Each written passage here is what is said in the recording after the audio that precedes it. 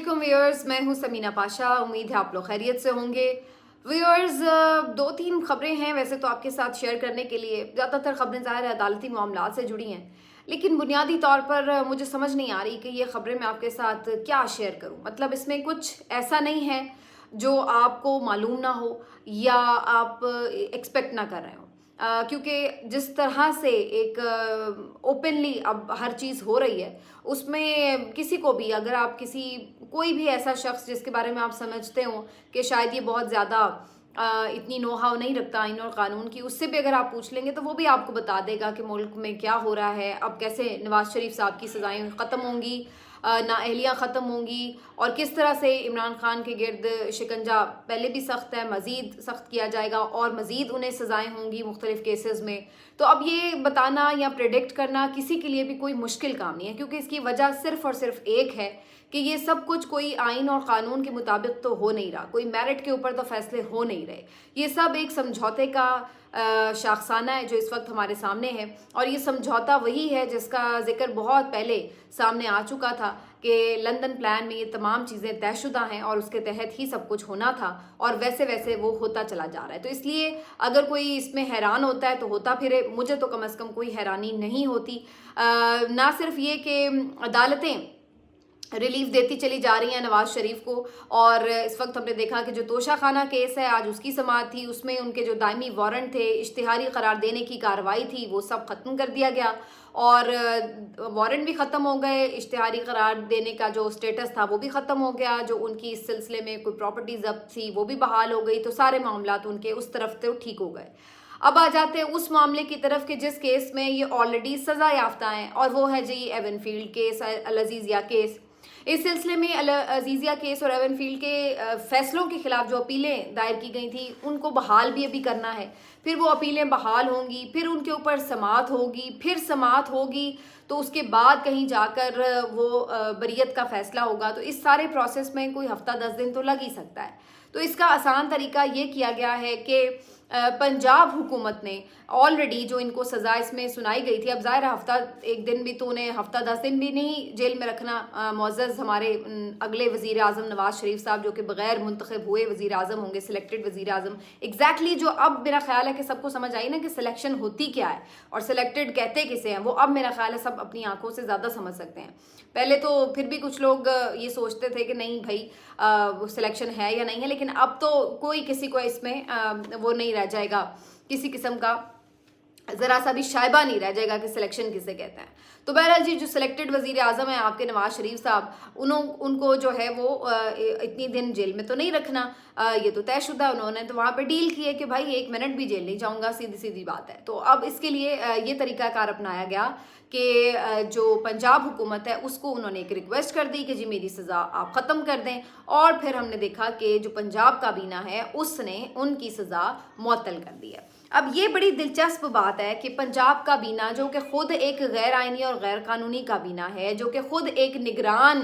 काबीना है, कोई मैंडेट वाली हुकूमत तो है नहीं, तो उसने कैसे एक सज़ा याफ्ता मुजरिम की सज़ा जो है उसको मुअत्तल कर दिया, कौन से आइन और इस्तेहकाक के तहत? ये बहुत बड़ा सवाल है, मेरा ख्याल है जो आइनी कोई माहिर जो है उसको दे सकता है। और दूसरी बात ये कि जिस कानून के तहत की गई है, 401 की मिसाल दी जा रही है, जिसके तहत वैसे आमतौर पर आदी मुजरिमों और जो आदी पेशावर, ये जराइम पेशा लोग, चोरी और डाकू करने वाले लोग, चोरी और ये डाकाजनी करने वाले लोग होते हैं, उनके लिए ये मुताल्लिक है ये शेख। तो उसके तहत इन्होंने ये माफ़ की है, इनकी सज़ा माफ़ भी क्या की है, मतलब मुअत्तल की है फ़िलहाल। तो वजह उसकी यही है कि उन्हें जेल ना जाना पड़े, और जेल से बाहर ही रहते हुए उनकी अपीलें भी हो जाएंगी बहाल, जो कि ऑलमोस्ट मेरा ख्याल हो ही चुकी हैं, और उसके साथ फिर उसके बाद जो उनका आगे बरियत का मामला है उसको भी आगे बढ़ाया जा सकेगा। तो अब ये बड़ा सिंपल और आसान है इसको देखना, इसमें कोई मुश्किल बात नहीं है समझना। आप जो एक सिस्टम में 2 तरीके से लोगों को डील किया जा रहा है वो बहुत आसानी से देख सकते हैं, उसके लिए कोई आपको बहुत ज़्यादा आइन और कानून समझने या कानूनदान होने की ज़रूरत नहीं है। एक तरफ आप देख सकते हैं कि एक साबिक़ वज़ीर आज़म को तो सिक्योरिटी प्रोवाइड की गई है, उनके लिए सिक्योरिटी दस्तयाब है और वो अदालत भी आ गए हैं, यानी नवाज शरीफ साहब। जबकि दूसरा साबिक़ वज़ीर आज़म इमरान खान, उसको आज इलेक्शन कमीशन में पेश होना था, उससे पहले भी मुख्तलिफ मुख्तलिफ मुकदमात में उन्हें अदालतें तलब कर रही हैं, लेकिन उन्हें सिक्योरिटी प्रोवाइड नहीं की जाती और उनका ट्रायल जेल में ही होता है क्योंकि उन्हें बाहर लाना नहीं है। तो ये एक बड़ा ऑब्वियस है। फिर आज हमने देखा कि नवाज शरीफ साहब पूरे लाओ लश्कर के साथ तशरीफ़ ला रहे हैं। उनके लिए जो है गेट भी ओपन हो जाते हैं, उनके लिए रास्ते भी खुले हैं, उनके लिए कोई किसी किस्म की रुकावट नहीं है। जबकि जब इमरान खान साहब Lahore high court, Islamabad high court आया करते थे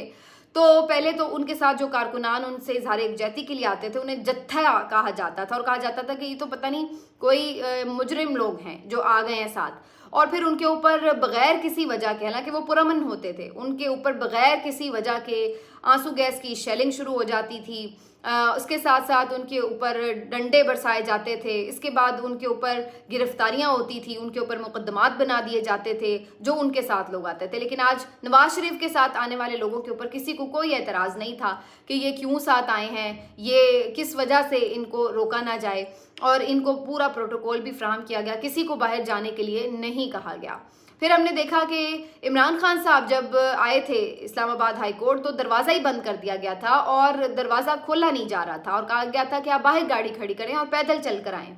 जबकि आज नवाज शरीफ साहब के लिए दरवाजे खुले हुए थे, आंखें बिछी हुई थी, पलकें बिछी हुई थी कि वो किसी तरह इन पलकों पे कदम रखकर अंदर तशरीफ़ ले आएँ। फिर हमने देखा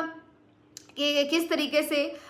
एक मुजरिम को, हालांकि इस वक्त उनका स्टेटस एक मुजरिम का है, कि एक मुजरिम के लिए किस तरह से अदालत रिलीफ फ्राहम कर रही है, उनको हाजिरी लगाकर जाने की इजाज़त दे दी जाती है, जबकि दूसरी जानिब इमरान खान साहब को ये सहूलतें फ्राहम नहीं होती हैं और उनको अदालत ही पहले तो पहुंचने नहीं दिया जाता, उनकी बायोमेट्रिक करते हुए उनको गिरफ्तार कर लिया जाता है और बड़े बदतमीज़ाना तरीके से गिरफ्तार कर लिया जाता है, इश्तियाल अंगेज़ तरीके से गिरफ्तार कर लिया जाता है। फिर हम देखते हैं कि किस तरीके से इमरान खान साहब की जो आज दरख्वास्त थी कि जेल ट्रायल को मुस्तरद करार दिया जाए, उनकी ये दरख्वास्त मुस्तरद कर दी गई, जबकि नवाज शरीफ साहब की जो अपीलें हैं वो बहाल कर दी गई, उन्हें ज़मानत भी मिल गई है 10 लाख रुपए के इवज़। और ये सारी चीज़ें जो हैं अब बहुत खुलकर सामने आ चुकी हैं। इसको देखने के लिए कोई आपको गहरी आंख की ज़रूरत नहीं है।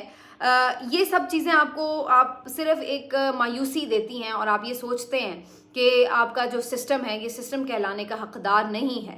ये अदालतें कहलाने की हकदार नहीं है, ये मुनसिफ नहीं है। ये सिर्फ वो लोग हैं जो कि रबर स्टैम्प हैं, जिनको जैसा कहा जाता है ये वैसा कर देते हैं। इनके कवानीन की, इनकी अदालतों की इज़्ज़त व तकरीम की, इनके फ़ैसलों की कोई हैसियत नहीं है, क्योंकि बुनियादी तौर पर जब आप इंसाफ नहीं कर सकते तो फिर आप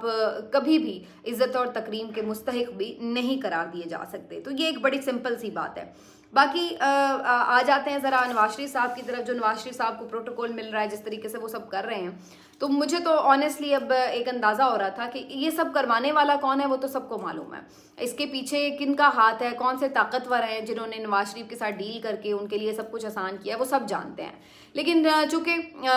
वो ताकतवर हैं, वो कुछ भी कर सकते हैं, आपको मौत के घाट भी उतार सकते हैं, आपके साथ किसी भी तरह का सुलूक कर सकते हैं, तो लिहाजा लोग उनके खिलाफ नफरत का तो उस तरह इजहार नहीं कर पाते। तो फिर अब नफरत का शिकार कौन हो रहा है? नफरत का शिकार हो रहा है ये सामने वाला टोला जो सामने बैठा है, यानी जो नवाज शरीफ साहब और इनके हवारी हैं, जो इदारे इनके साथ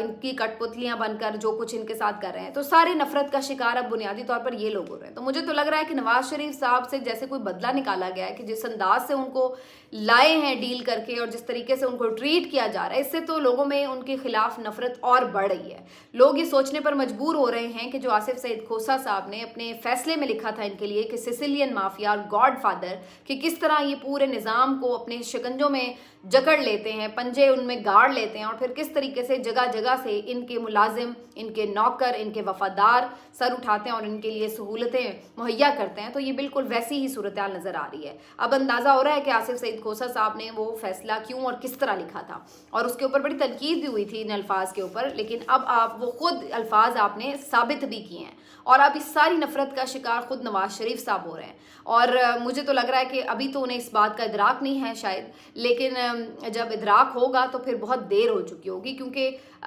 वो पहले भी हमेशा डीलें करके आते और जाते रहे हैं, सियासत में ये कोई नई बात नहीं थी। लेकिन अब जिस अंदाज से, जिस दौर में वो वापस आए हैं, ये अंदाज़ा इनको नहीं हो रहा कि ये सोशल मीडिया का दौर है जिसमें हर चीज़ इतनी openly her flow of information इस तरह का है कि हर शख्स हर हकीकत को जान लेता है। तो वहाँ पर फिर बड़ा मुश्किल है कि आप कोई अपनी मजलूमियत का रोना रोकर या किसी भी तरह अपने किसी भी एक्ट को जस्टिफाई करके ये कह सकें कि आप बिल्कुल जेन्युइनली ये सब कुछ कर रहे हैं। हर चीज़ फेक है, वो सबको नज़र आ रहा है। आपका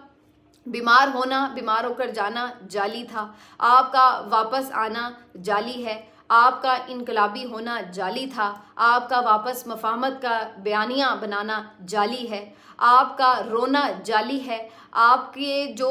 कबूतर हैं वो तक जाली हैं, आपकी बिरयानी जाली निकलती है, आपका बयानिया जाली निकलता है, आपका तमाम जो एक रिकॉर्ड है वो जाली निकलता है। हत्ता कि मैं तो ये खबर देख के हैरान हो गई कि ये कबूतर जो नवाज शरीफ साहब के हाथ पे आके बैठा था, जिसको बड़ा लोगों ने एक ग्लैमराइज भी किया था, वो बाद में वीडियो साइड वाली जब आई सामने तो पता चला कि वो किस तरह ज़बरदस्ती कबूतरों को वहाँ उनके पोडियम की तरफ भेजा जा रहा था कि वो जाकर वहाँ उनके हाथ पे बैठ जाए, उनके साथ भी ज़बरदस्ती की जा रही थी। तो ये तो जानवरों तक को नहीं बख्शते, तो सोचें ये इंसानों को कैसे बख्शेंगे। तो ये इनका हाल है। और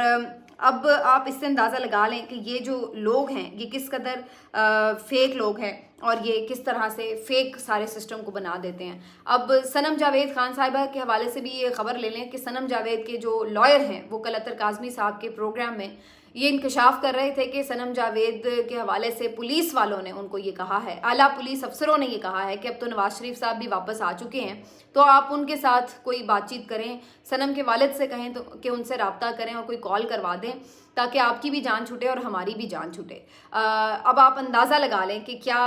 ये निज़ाम और ये इंसाफ और ये कानून, ये अदालतें इन सब से मुबर्रा है नवाज शरीफ, उन सब से ऊपर है नवाज शरीफ के उनकी कॉल आ जाएगी तो फिर सब कुछ ठीक हो जाएगा, सनम जावेद रिहा भी हो जाएगी और उसकी गलती माफ़ हो जाएगी। तो ये है इन लोगों का शर्मनाक किरदार। सनम जावेद का जवाब आगे से वही था कि मैंने 5 महीने अगर काट लिए हैं तो मैं आगे भी काट लूँगी, लेकिन फिर मैंने इसलिए नहीं ये सख्तियाँ बर्दाश्त की कि फिर उसके बाद मैं कोई प्रेस कॉन्फ्रेंस करूँ या मैं किसी का जाके पाँव पकड़ूँ जिनकी वजह से मैंने ये 5 महीने बर्दाश्त किए हैं इस तरह के, तो मैं क्यों उनके पाँव पकड़ूँ। ठीक है, जहाँ मैंने इतने दिन गुजार लिए, अगर 1000 दिन और भी गुजारने पड़े जेल में तो मैं गुजार लूँगी। तो वो तो शेर की बच्ची डटी हुई है, लेकिन सवाल ये है कि ये नंगा तो कर रहे हैं ना सिस्टम को। इससे आप अंदाज़ा लगा लें कि पुलिस अफसरान भी ये बात कह रहे हैं। और उसके बाद मैं ज़रा आपको ये भी बता दूं कि जो एक केस चल रहा है इंतखाबात का, 90 दिन के इंतखाबात का, उसमें जो काजी फायज़ ईसा साहब ने पंजाब के वकला के हवाले से आज रिमार्क्स दिए हैं कि इनको तो कुछ नहीं आता और ये तो ड्राफ्टिंग तक नहीं कर सकते, तो ये बड़े मेरा ख्याल है कंट्रोवर्शियल किस्म के उन्होंने रिमार्क्स दिए हैं। बड़े वो गुस्सा हुए वकला के ऊपर और जिस तरीके से उन्होंने उनकी तस्दीक की है, मेरा ख्याल है पंजाब के वकला को इसके ऊपर काफ़ी ज़्यादा एक प्रोटेस्ट करने की ज़रूरत है, एहतजाज रिकॉर्ड कराने की ज़रूरत है, क्योंकि आपने एक स्वीपिंग स्टेटमेंट दी है पहले तो, और फिर आपने जिस तरह से उसमें सूबाई तासुब का मुजाहरा किया है, ये भी बड़ा शर्मनाक है। चीफ जस्टिस साहब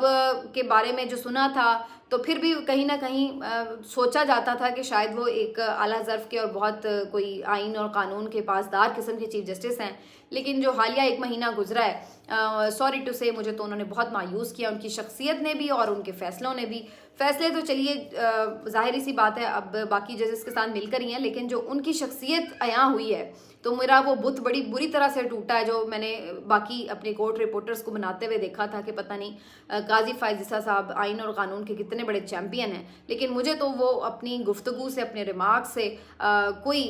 मुतासिर नहीं कर सके, बल्कि मुझे सख्त मायूसी हुई कि वो बहुत ही आमियाना गुफ्तगू करते हैं और आमियाना तरीके से वो लोगों के साथ डील करते हैं, और उसमें कोई ऐसी बात नहीं है कि जिससे अंदाज़ा लगाया जा सके कि वो आइन और कानून के बड़े मुहाफिज हैं। तो बहरहाल जी, ये स्टेट ऑफ